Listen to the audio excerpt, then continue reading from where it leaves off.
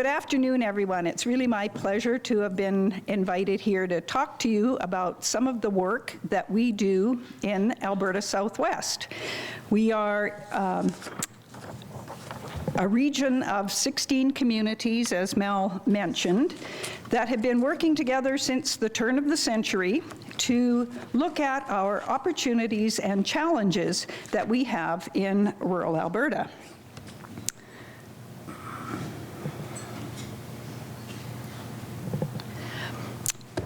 As with any kind of thing, economic development is a team sport, and we don't do anything without our partners. The map shows you that across Alberta we have a network of regional economic development alliances.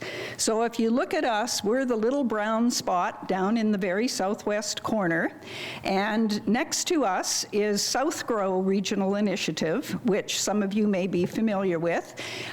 These two REDAs, Regional Economic Development Alliances, have worked together for many years, and I'll talk about some of our joint projects. We are aligned with the Department of Alberta Economic Development, Trade and Tourism. We also partner with our professional organizations, Economic Developers Alberta, which is our provincial association, Economic Developers Association of Canada, which is our national organization, and then IEDC, the International Economic Development Council, which is international and is headquartered in Washington, D.C. We also belong to industry associations that relate to our key industry sectors, the Plant Protein Alliance of Alberta, CanWEA, which is Canadian Wind Energy Association, and CanSEA, the Canadian Solar Industries Association. And by the way, just as a heads up, those two organizations are going to be merging into a new multi-tech organization as of July 1st, which just tells you that all our technologies are starting to blend together and become a bigger picture that we're involved with.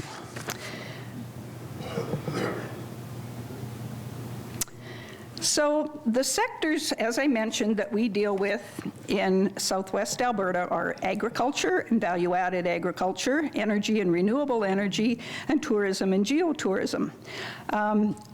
The very first wind farm in Canada was built at Cowley Ridge, which is west of Pincher Creek, in 1993. So we are considered to be the birthplace of the wind industry in Canada, and we have watched that technology mature on our landscape.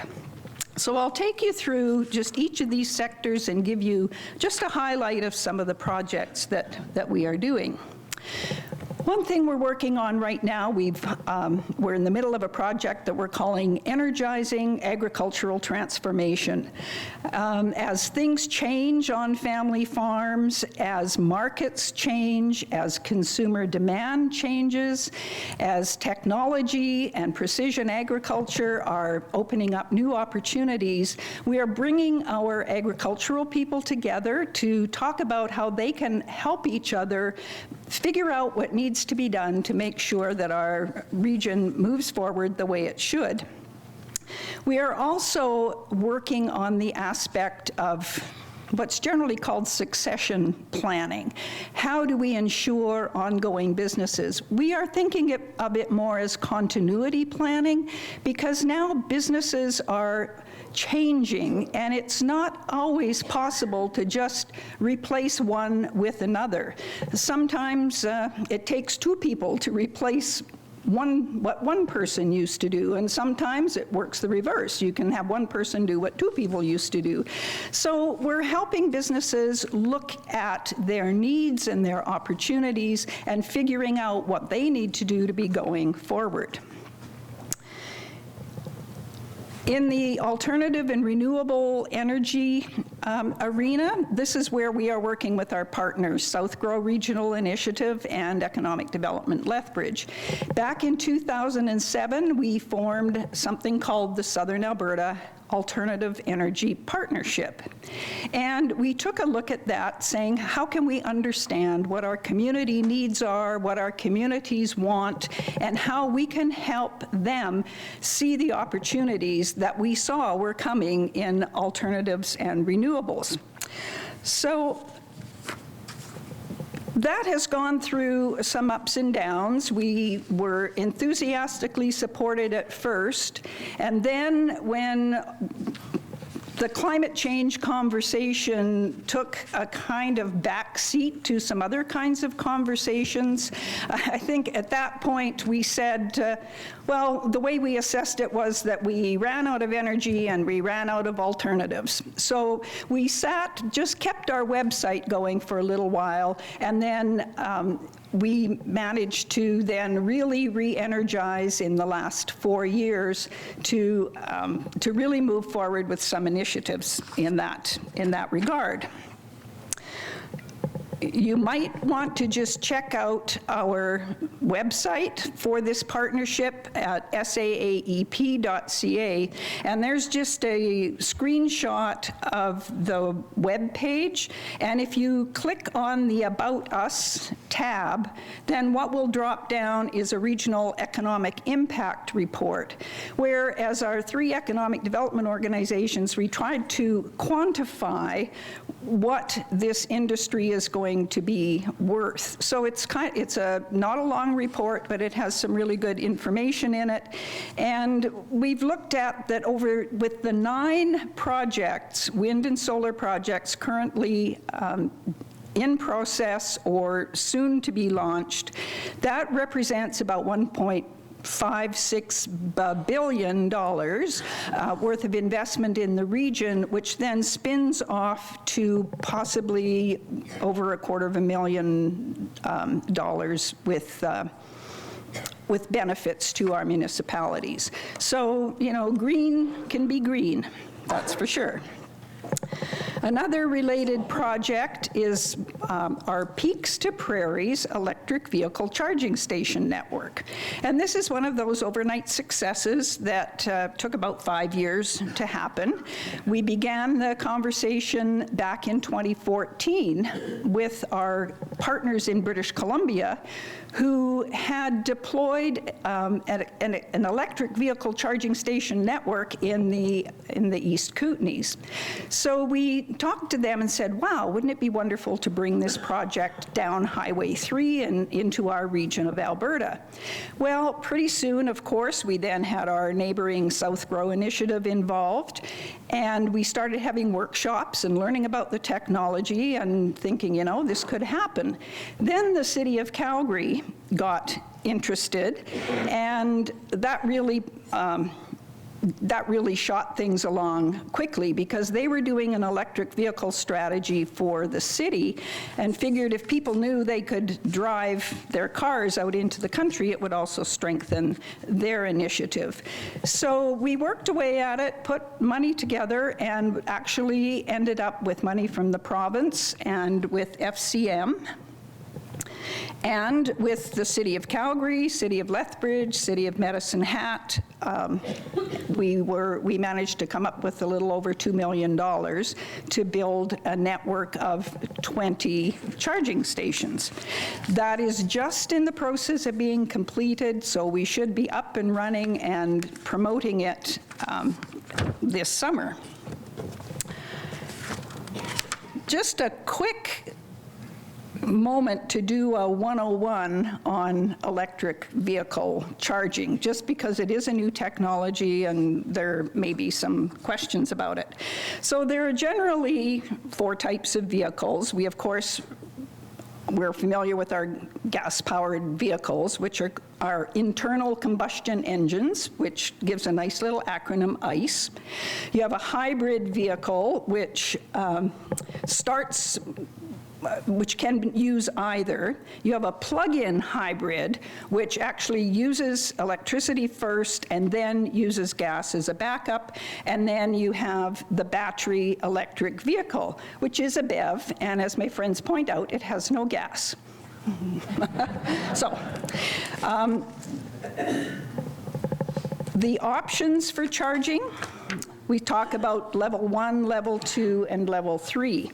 Level 1 is your kind of 110 volt, very slow charging, maybe 9 kilometers an hour. That's long and plugged in and generally used at home.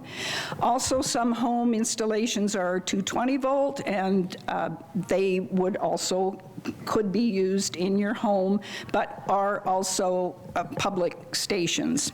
Level 3 is the direct current fast charging station. So all of the Peaks to Prairies installations will have a fast charger and a level 2 charger.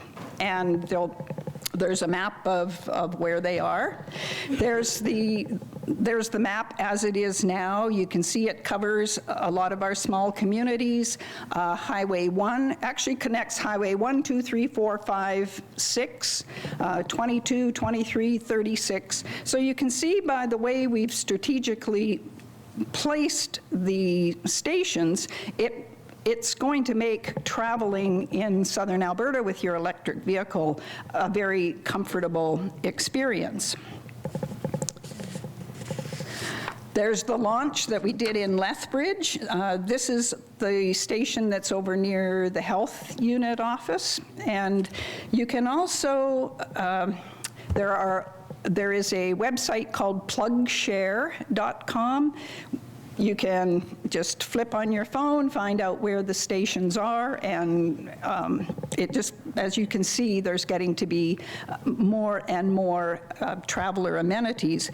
When we placed the stations, yes, we are going to have some greenhouse gas emission savings, and yes, we are going to be saving customers some money in their operations, but the other thing we did when we positioned our stations was to say, what is there around there? We don't have them in remote sites off the highway. We have them in downtown locations or places where there are things to do while people spend half an hour charging their vehicle. We do look at it as a traveler amenity, and we will be promoting it as for early adopters and people who have their electric vehicles to just come on down and drive around southern Alberta. The interesting thing with any new technology or new happening, there are kind of unexpected little things that happen, like people parking in a place where an electric vehicle is supposed to be parking because he's waiting to get charged or whatever. And this is now called icing. So here's your etiquette tip for the day. Do not park in a spot that is reserved for electric vehicles. It's called icing, and it's very bad, and you will be frowned upon. The other etiquette for using these charging stations, of course, all the things our mothers told us. Be tidy, move along, don't take more time than you have, and be polite. Electric vehicle drivers are told if you do find an internal combustion engine car parked in your spot, leave a note perhaps, but be polite because they just might not be aware. It may not be anything malicious. Okay, in the tourism area, this is where we have some really interesting long-term things.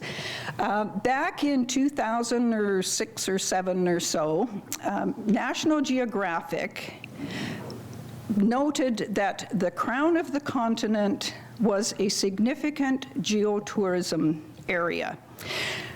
National Geographic for decades has sent people to beautiful places, and often as a result of that, there has been degradation of the landscape or of the site. So they took on this idea of geotourism to help us understand that it's important to build our industry in harmony with the landscape and to respect the very things that are in fact the attraction of our area. So geotourism is defined as tourism that sustains, enhances, and celebrates the character of place, also in consideration consideration of the landscape and the social well-being of the residents. So it's cultural, it's historical, it's environmental, it has all of those things tied together. So in 2006-07, we worked with our partners in British Columbia and Montana. The crown of the continent is generally considered to be Waterton Glacier International Peace Park and the surrounding areas in British Columbia, Montana, and Alberta. So we worked together to create the first version of the National Geographic Map Guide, and I've put a couple on each of the tables. And really, it's a book in a map. There's a lot of information there. One side talks about the cultural and historic part. The other side has the map with current attractions and geotourism businesses and attractions that are in the area. So as we have worked together, this partnership has really strengthened, and we remain one of 10 of National Geographic's geotourism locations. So that's a pretty important brand to embrace, and it also says a lot about the specialness of our region. Some of the things that we've done over the years is we've done workshops on sustainable business practices that we called Uncommon Sense, which we called a leadership training in sustainable business development. We have a website, and it's great to go and visit that. If you go to, and this is just Google Crown of the Continent, because the website is crownofthecontinent.natgeotourism.com, and so it's practically a paragraph long. But if you Google around, you will find it. And also on the website is a mini documentary that we created with KSPS, Public Television, that aired on the 75th anniversary of the Peace Park. And yeah, it's just, we've done some really interesting kinds of things together. One of our most current things that we are quite proud of is that the United Nations has developed its Sustainable Development Goals. And out of that come some specific development sustainable goals that relate specifically to tourism. So the Global Sustainable Tourism Council, GSTC, has pulled those out and identified sustainable goals for tourism development. As a region, Alberta Southwest has always been pretty interested in how we operate and how effective we are and so on. So we do feel that when we sometimes look at these criteria for things, we think, wonder how we measure up to that. So we went to work and started researching in the region and looking at what we were doing and what we weren't doing and what was working and what was not working. And we began to put our information into this criteria. It ended up being a 178-page report that we then submitted, and we have been named to a top 100 sustainable global tourism destination now for the second year in a row. And we are allowed to say that we are also a top 3 finalist for the Best of the Americas, and that will be revealed at a conference in Berlin on March the 4th. So stay tuned to see if we measure up for that. Yeah, thank you. I, of course, am not going to hop over and go to Berlin for lunch, but we do have people from Travel Alberta who will be there and able to represent us if they're able to. So where does that leave us? Back to talking about where we started this conversation. Economic development and sustainability. What are the challenges? What are the opportunities? I really like the quotation from Peter Drucker that has said, "What gets measured gets managed." And we do like measuring what it is that we're doing, evaluating how we're doing it. The board of our Alberta Southwest Regional Economic Development Alliance is an elected official from each of our 16 communities. We meet monthly. The school board also attends. We have provincial government people who meet. So these monthly meetings are really a way of sharing information. And we sometimes have 20 or 25 people at the meetings, and people say to me, "Wow, how do you ever get anything done? Isn't that too many people?" Well, economic development is a little bit different, I think, from some of the boards that all of us sit on in other capacities. And I recall your former mayor, Bob Tarlick, who was very involved with our initiatives at the start, saying, "You know, this economic development stuff, you get to play what if." And it's not like having to deal necessarily with making rules and legislation. A successful economic development organization looks at where the problems are, where the opportunities are, and where we can figure out a new way to do that. Can we invent a new product, a service, get some new information that's going to help move things along? And I think it's a case of, I've said here, perception and persistence. And I really like a quote from John Keynes, who is an economist who lived in the late 1800s, early 1900s. And when he was talking about transformation and innovation, his quote is, "The difficulty lies not so much in developing new ideas as much as escaping from the old ones."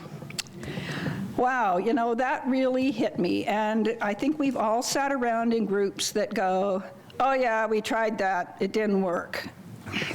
That one makes me a little bit crazy.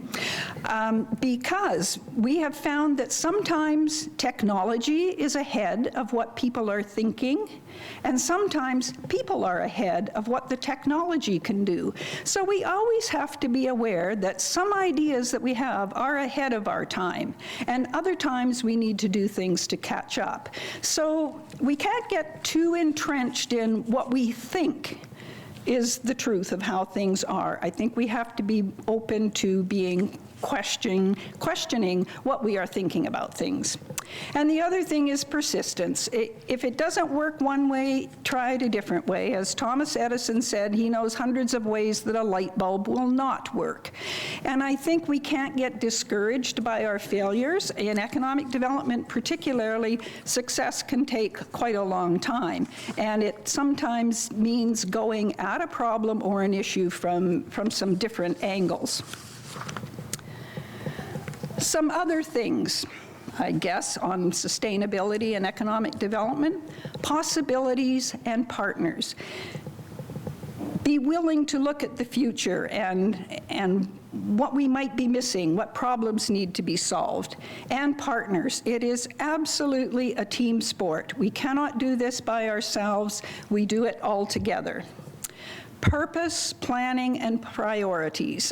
This is one of the things that, when we became an international accredited organization, one of the things that the review team said about Alberta Southwest is they said, "You have a remarkable ability to stay focused on your strategic projects."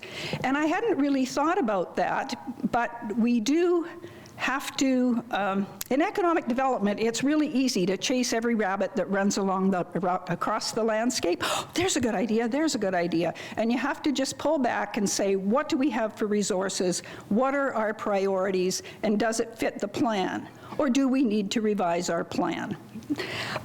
Problem solving and pioneering. When we see things that aren't working, that's kind of exciting because we think, is there some new process, product, service that we can be provided? And we always need to know that in many of our projects, especially in renewable energy and some of our new agriculture things, we are pioneering. We're figuring out how to do things for the first time, and there's not necessarily a model to follow. So we just need to be kind to ourselves, be kind to each other, value each other's ideas, and move forward from there. And I think I might be done a minute or two early, but I worked for government for quite a few years, and Clint Dunford was our minister. And I always enjoyed him saying, the shorter the speech, the more enthusiastic the applause.